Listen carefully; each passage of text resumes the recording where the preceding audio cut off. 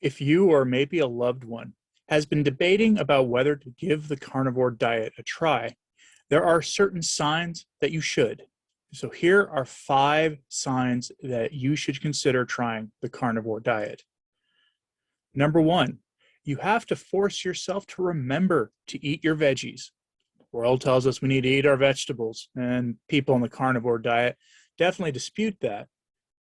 But it's not that you don't like to eat your vegetables or that you have some childhood bad memories that keep you from eating them.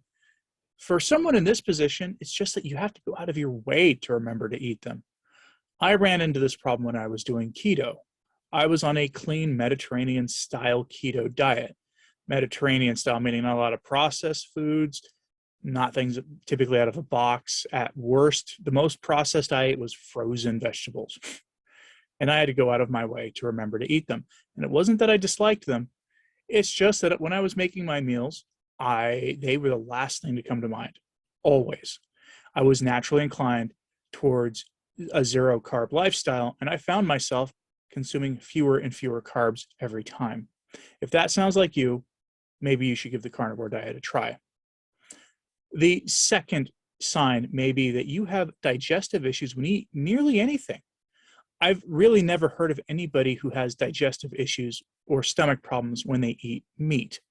When they have something that they think is meat and it causes some stomach problems, it's probably from the sauce that's on the meat or the spices or the barbecue rub that's on the meat or because it's breaded. But I've never really heard of anybody who ate a chicken leg or a steak and had stomach problems. This is, of course, a good sign that you might need to try the carnivore diet. There's also one major exception to this, and that's fish. We've heard of plenty of people who eat fish and then don't feel well afterwards, probably because most fish these days comes from a fish farm, and fish farms are pretty nasty places. And this is why on the carnivore diet, we recommend people to eat frozen fresh fish or freshly caught fish if they can, instead of the farm stuff, to stay away from this farm stuff if they can. The third sign is that maybe you have some physical ailment that your physician can't do anything about, except for writing you a script, and you don't want to deal with that for the rest of your life, especially since there can be side effects and consequences from that kind of solution. And there are so many stories of people addressing various maladies of theirs with the carnivore diet, including things like Hashimoto's or MS. You could practically name something, actually, and people have addressed this, reversed them, or have made it so they no longer have symptoms of them of any kind with the carnivore diet. And these stories are now being pretty widely heard in the broader world, that it is by itself a viable reason to go carnivore. See a carnivore-friendly or open-minded physician before you take medical advice from the internet, please. And I am not giving you medical advice, just giving you information for things that you should consider that may help make that decision to go carnivore easier for you. Number 4, you've been living La Vida Keto for a long time, and you've run into the problem where you find keto treats are either pretty nasty, not in the way they taste, because they are engineered to be super hyper palatable, but they have nasty side effects. And maybe this is worse, you found that maintaining a healthy lifestyle on a keto diet is nearly impossible due to the huge amount of keto treats and keto substitute foods on the market, and you really can't help yourself. I had this problem.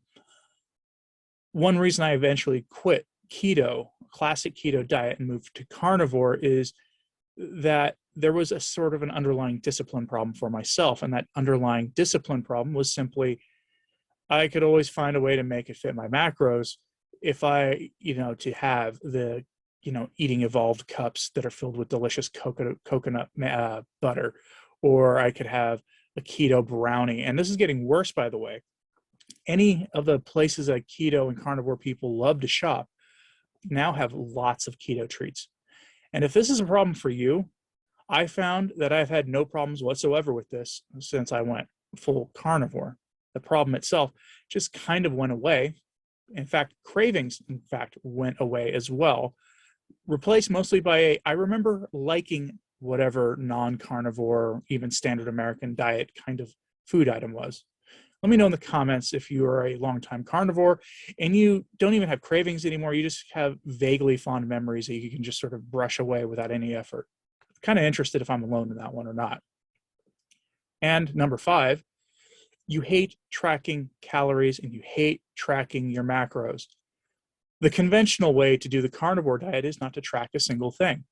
And that works for most people.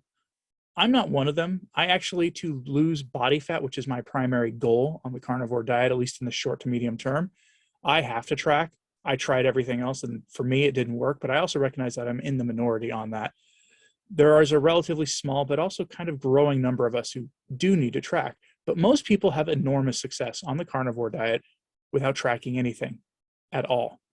Or even more weird, they have to track to make sure they're eating enough, because fatty meat is hyper satiating. You eat and you eat an adequate amount, you may not be hungry the rest of the day. And there have been people who get so satiated that they aren't actually eating enough. So if you don't like tracking macros, if you don't like counting your calories, counting calories is almost a waste of time, because,